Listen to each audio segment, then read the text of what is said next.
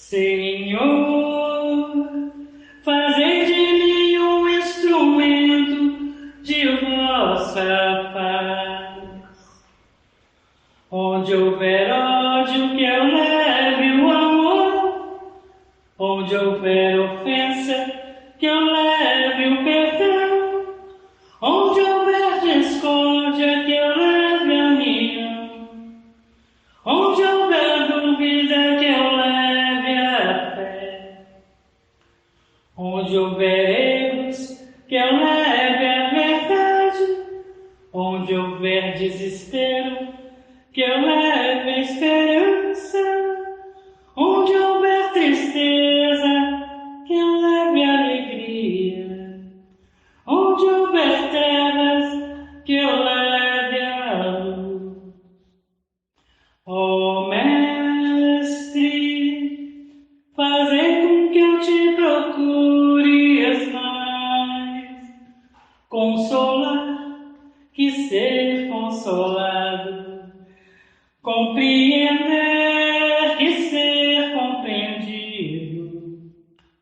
Amar, que ser amado.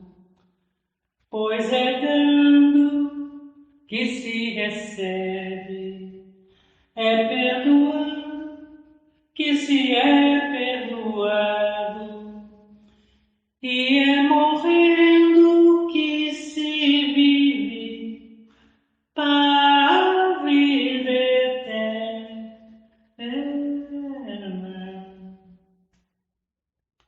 Senhor, fazei de mim um instrumento de vossa paz.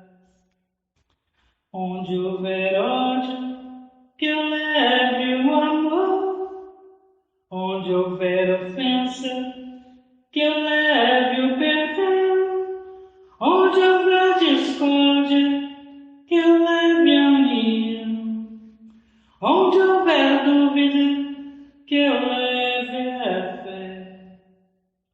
Onde houver erros, que eu leve a verdade. Onde houver desespero, que eu leve a esperança. Onde houver tristeza, que eu leve a alegria. Onde houver trevas, que eu leve a luz. Ó Mestre, fazei com que eu te procure mais. Consolar, que ser consolado. Compreender, que ser compreendido. Amar, que ser amado. Pois é dando que se recebe, é perdoando que se é perdoado, e é morrendo que se vive para a vida eterna.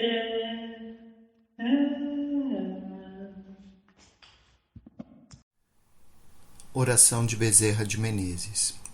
Deus, nós te rogamos, Pai de infinita bondade e justiça, o auxílio de Jesus através de Bezerra de Menezes e suas legiões de companheiros. Que eles nos assistam, Senhor, consolando os aflitos, curando aqueles que se tornem merecedores, confortando aqueles que tiverem suas provas e expiações a passar, esclarecendo aos que desejarem conhecer a verdade e assistindo a todos que apelam ao teu infinito amor. Mestre Jesus, estende tuas mãos dadivosas em socorro daqueles que te reconhecem o dispenseiro fiel e prudente. Faze o divino modelo, através de tuas legiões consoladoras, de teus santos espíritos, a fim de que a fé se eleve, a esperança aumente, a bondade se expanda e o amor triunfe sobre todas as coisas. Bezerra de Menezes, apóstolo do bem e da paz, amigo dos humildes e dos enfermos, movimenta as tuas falanges amigas em benefício daqueles que sofrem, sejam males físicos ou espirituais, bons espíritos, dignos obreiros do Senhor. Ouvem nossas preces e derramai as curas sobre a humanidade sofredora, a fim de que as criaturas se tornem amigas da paz, do conhecimento, da harmonia e do perdão, semeando pelo mundo os divinos exemplos de Jesus Cristo. Assim seja. Vamos aproveitar esses momentos de reflexão antes de iniciarmos os tratamentos para procurarmos entender melhor a condição do planeta Terra como escola evolutiva do espírito e qual seria a nossa postura como cristãos. Nos momentos atuais, nós verificamos que boa parte da humanidade passou a ter melhores reflexões com maior frequência no entendimento da vida, no entendimento do início e do seu término. Com isso, com certeza, as escolas de aprendizagem espiritual do plano material se tornam mais frequentes, se tornam mais à vista na questão da sua eficácia como produtoras de energia, produtoras de modificações internas no ser humano. Esse trabalho é um trabalho de longa data, pois desde que conhecemos o planeta, temos as escolas iniciáticas presentes. Quando voltamos lá no tempo, lá no Antigo Egito e qualquer civilização anterior a ele, nós encontramos essas escolas que antigamente estavam escondidas, mas não escondidas por qualquer problema do seu conteúdo, estavam escondidas, digamos, porque elas seriam diferentes, difíceis de serem entendidas para a população do planeta na sua maioria. Temos os conhecimentos das velhas civilizações que deixaram alguns traços que são questionadas até a respeito da sua existência, pois nem todas estão certificadas pela história conhecida. Mas qual o tamanho da história conhecida? Qual o tamanho da humanidade em termos de tempo? Quantos anos no passado nós chegamos? Nosso próprio Mestre Jesus, que esteve aqui há 2000 anos, não deixou nada escrito, e as suas lições que foram anotadas muitos anos depois foram adulteradas pelas ciências políticas, pelos valores da matéria. Então, se houvesse registros, e com certeza em algumas questões existem, eles são difíceis de serem compreendidos, pois se forem muito óbvios no seu falar, tornam-se facilmente combatíveis. Portanto, as histórias que temos do passado são para aqueles chamados iniciados, aqueles que fizeram as reflexões numa escala tal qual é a escala das escolas terrenas, onde se começa lá com a criança nos pequenos anos e aos poucos ela vai evoluindo no seu aprendizado e assim vai aprendendo novos conhecimentos. Assim também é a escola da vida espiritual no planeta. Portanto, as religiões que vemos na história presente são aquelas que foram sendo criadas na medida da evolução da própria população terrena. E são, por isso, uma continuidade. O Espiritismo não é nada mais do que uma escola que se deu início há 100 de anos atrás. Por isso, muito jovem e ainda pouco compreendida, como muitas outras, mas traz no seu bojo toda a qualidade necessária para a evolução, uma vez que o próprio codificador deixou registrado que ele deveria evoluir à medida que o conhecimento crescesse e o seu entendimento. Então somos nós hoje aqueles elementos, aqueles alunos e mestres que procuram, que precisam, que devem não apenas passar o conhecimento, mas devem transformar esse conhecimento em sabedoria e da sabedoria em prática. A prática é a vivência de todas essas lições aprendidas que observamos na história do Divino Mestre e de tantos outros espíritos iluminados que passaram pelo planeta, não apenas nos tempos remotos, mas nos tempos presentes. Tantos irmãos que semeiam a paz, que procuram semear as palavras e os benefícios das boas ações, reconhecendo a humanidade como uma grande irmandade. Cabe a nós, no momento presente, trabalharmos esse elemento, que é a prática do bem. Nenhum conhecimento é suficiente para justificar o nosso observar apenas do mundo que vivemos. Nenhum de nós teria valor se apenas o olhasse com aquela visão de que, eu já conheço isso, eu já vi isso, eu sei do que se trata. Sem praticar a caridade, não há salvação.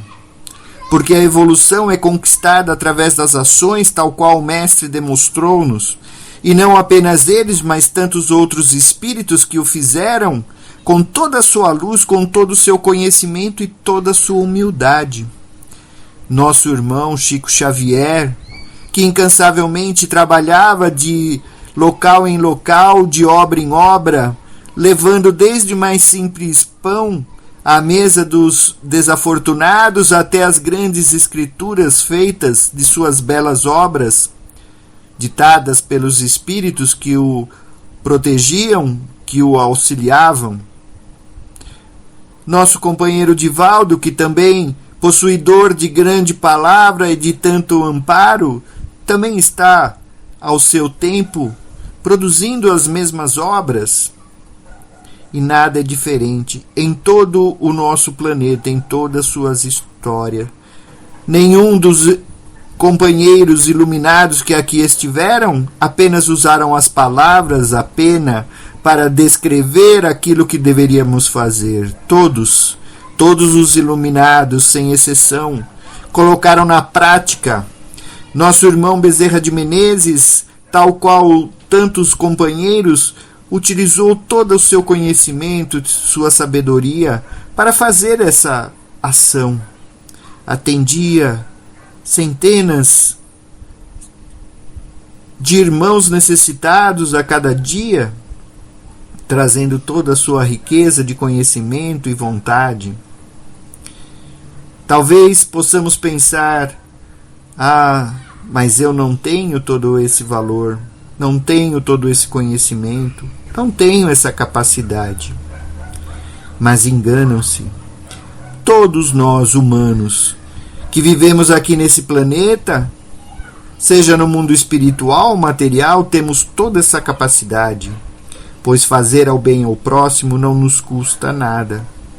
Escolhermos aquele momento, por pequeno que seja em termos de tempo objetivo, aquela hora, aquele dia, para levarmos um pão, uma palavra, um copo de água, levarmos o nosso exemplo de amparo, incluindo os nossos filhos, para que eles também vejam a necessidade, o exemplo de vida que devem seguir. Trabalhar em benefício do próximo não significa fazer grandes obras monumentais que possam aparecer. Significa apenas tratarmos o próximo como gostaríamos de ser tratado. Dedicando-lhe um tempo para ouvir as suas reclamações, para ouvir as suas histórias, para simplesmente sentar ao seu lado e lhe dar um abraço, pois tantos são os companheiros da nossa vida presente, parentes sanguíneos, amigos, que não têm com quem se confortar num momento de dor e sofrimento como esse, um momento de solidão. Fazer a caridade não é apenas darmos bens materiais, mas é darmos dignidade. Fazermos com que o nosso irmão saiba o quanto ele é importante, o quanto ele faz diferença na nossa vida e por isso dedicamos a ele o nosso momento. Esse valor está tão próximo de cada um de nós.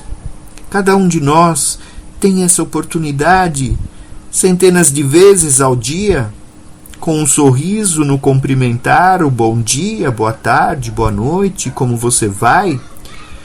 Não apenas por educação, mas com o interesse de ouvir, de dizer ao companheiro: tenha fé, faça uma oração, peça ao Pai.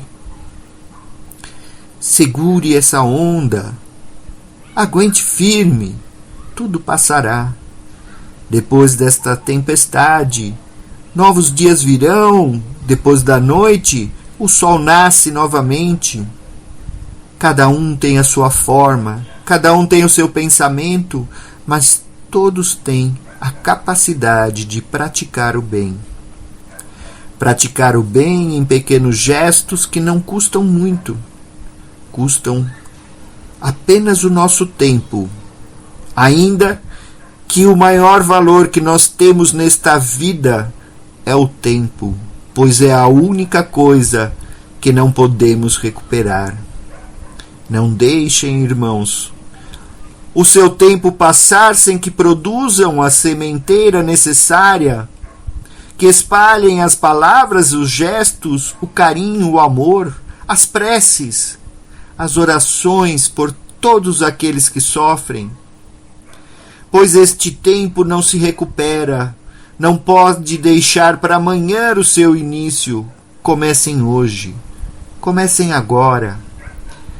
Faça uma oração ao Pai, envolva com amor aquele companheiro que está em sofridão, envolva aquele companheiro que está sozinho na sua jornada, que estão nas ruas, ou que estão em nossos lares, aqueles irmãos que ao seu tempo também não nos contentam com os seus atos, pois temos desavenças, temos dificuldades, mas o próprio Mestre nos ensinou: se tiveres uma oferenda para dar, deixe-a no altar, volta e vá fazer as pazes com teu irmão, para depois retomar essa oferenda.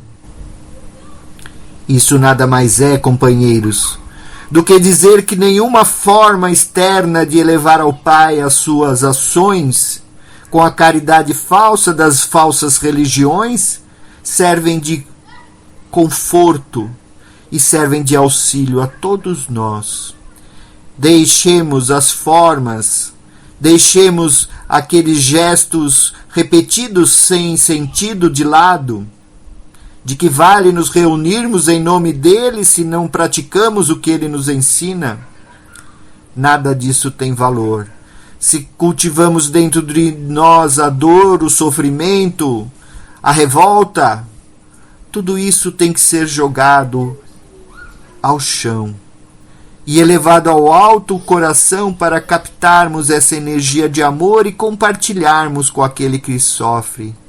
Coloque em suas orações as palavras, coloque em suas orações o sentimento e façam em seus gestos, a cada momento, a cada dia, tudo aquilo que estiver ao seu alcance para beneficiar, para amparar e socorrer a todos os irmãos que sofrem, não importando se eles são da nossa família, se eles são nossos vizinhos ou se são estranhos que encontramos às ruas. Pratiquem a verdadeira caridade, que é amar e socorrer. Que a paz do Divino Mestre possa iluminar a cada um e que essas palavras possam ser refletidas e praticadas, pois de nada vale o conhecimento se não as tornamos ações nesta existência, neste momento. Graças a Deus.